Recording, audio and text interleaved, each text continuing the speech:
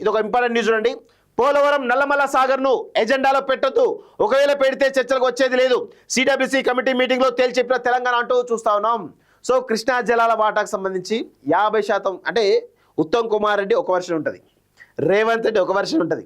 ఉత్తమ్ కుమార్ రెడ్డి తెలంగాణ ప్రయోజనాలు కాపాడితే రేవంత్ రెడ్డి చంద్రబాబు ప్రయోజనాల కోసం పనిచేస్తూ ఉంటాడు. కృష్ణా జలాలు అయ్యండి, ఎన్ని కావాలంటే ఏపీకి ఇచ్చేసేయండి, చంద్రబాబుకి ఇచ్చేసేయండి, ఇది మనం దారదత్తం చేయాలి. So Uttam Kumar Reddy versus Revanth Reddy fight జరుగుతూ ఉంటారు. ఇక్కడ ఏది లేదు, ఉత్తదే అది.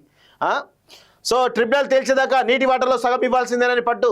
పోలవరం నల్లమల సాగర్ ప్రతిపాదనలేవి రాలేదన్న సిడబ్ల్యూసీ, కేవలం బరగచెర్ల పిఎఫ్ఆర్ పరిశీలనలో ఉందని వెల్లడి. 2 వేర్వేరు ప్రాజెక్టులన్న ఏపీ, ఫేజ్ 1 ఫేజ్ 2లో చేపడతామని క్లారిటీ. త్వరలోనే పోలవరం నల్లమల సాగర్ పిఎఫ్ఆర్ను సమర్పిస్తామని వెల్లడి. సముద్రంలో కలిసే నీళ్లను వాడుకుంటే తెలంగాణకు వచ్చే నష్టం ఏంటన్నా ఏపీ అంటూ చూస్తాం. సో తెలివిగా చంద్రబాబు నాయుడు ఏమంటున్నాడు, సముద్రంలో కలిసే నీళ్ళని వాడుకుంటే తెలంగాణకు వచ్చే నష్టం ఏంటో వాడుతున్నాడు అంటున్నాడు కదా. రేపటి రోజు మనం పాయ కట్టిన తర్వాత మనకు నీళ్లు లేకపోతే ఏంది పరిస్థితి అంటే, ముందే తేరుకొని సముద్రంకు పోయే నీళ్ళను డైవర్ట్ చేసుకున్నాడు కదా. డైవర్ట్ చేసుకున్నా అంటే ఏందన్నట్టు, మీరు ఇక తెలంగాణకు నీళ్లు రానట్టే. 100కు 100% తెలుగునాడు. దీనికి బీజం వేసిందే కేసీఆర్, దాన్ని కొనసాగిస్తున్నది రేవంత్ రెడ్డి. మరి మీరేమంటున్నారు, సముద్రంలో కలిసే నీళ్ళని వాడుకుంటే తెలంగాణకు వచ్చిన నష్టమేంటి అని అంటుండే కదా చంద్రబాబు నాయుడు.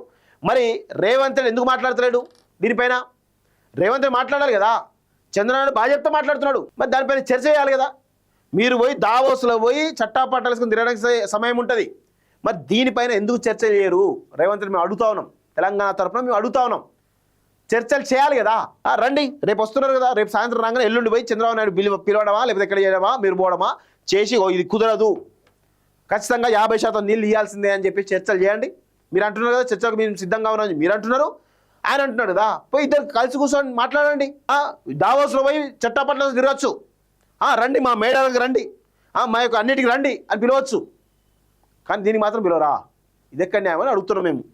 సో ఏపీ అక్రమంగా చేపడుతున్నటువంటి పోలవరం నల్లమల సాగర్ ప్రాజెక్టుపై కేంద్రానికి తెలంగాణ స్పష్టమైనటువంటి సందేశం ఇచ్చింది.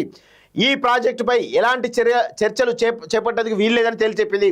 భవిష్యత్తులోనూ ఎజెండాలో ఆ అంశాన్ని చేర్చరాదని, ఒకవేళ ఆ అంశాన్ని ఎజెండాలో పెడితే చర్చలకు వచ్చే ప్రసక్తే లేదని కుండబద్దలు కొట్టింది.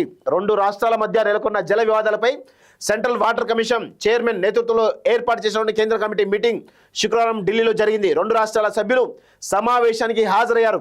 AP Polavaram Nallamala Sagar project topic తేవడంతో ఇరిగేషన్ శాఖ principal secretary Rahul Bojja fire అయ్యారు. ఆ ప్రాజెక్టే అక్రమమని, వరద జలాలపై ప్రాజెక్ట్ కట్టి బేసిన్కు నీళ్ళెలా తరలిస్తారని ప్రశ్నించారు. దీనిపై చర్చలు అనవసరమని ఏపీకి తేల్చెప్పారు. అయితే తమకు పోలవరం బరగచెర్ల పిఎఫ్ఆర్ మాత్రమే వచ్చిందని, నల్లమల సాగర్ పిఎఫ్ఆర్ రాలేదని సిడబ్ల్యూసీ చెప్పినట్టు తెలిసింది. పోలవరం బరగచెర్ల పిఎఫ్ఆర్ కేవలం పరిశీలనలో ఉందని, ఇంకా ఎలాంటి నిర్ణయం తీసుకోలేదని చెప్పినట్లు సమాచారం అంటూ చూస్తా ఉన్నాం. సో ఇట్లా ఎన్నిసార్లు తెలంగాణను మోసం చేస్తారు, ఎన్నిసార్లు తెలంగాణ దోచుకుంటారు. నిజంగా ఎంత దారుణంగా అంటే, మన నాయకుల చాతగాని తనమే కదా ఇదంతా కూడా. కేసీఆర్ చాతగాని తనము, తర్వాత రేవంత్ రెడ్డి చాతగాని తనం వల్లనే ఈరోజు ఏపీ ఇంత పెద్ద ఎత్తున దోచుకుపోతా ఉంది. అంటే సముద్రంలో కలిసే నీళ్లను మేము వాడుకుంటే తప్పేంటి అని మాట్లాడుతూ ఉన్నారు. మరి దీనికి రేవంత్ రెడ్డి ఏ సమాధానం చెప్తాడు? గురువు గారికి ఏమీ లేదండి, కేవలం రేవంత్ రెడ్డి ఆదేశాలతోటి మాత్రమే కృష్ణా జలాలు ఈరోజు వాళ్ళు వాడుకుంటున్నారు. మనకు తీవ్రమైన అన్యాయం జరుగుతోంది. భవిష్యత్తులో ఇంకా ఎక్కువ అన్యాయం జరిగేటువంటి అవకాశం అయితే ఉంది.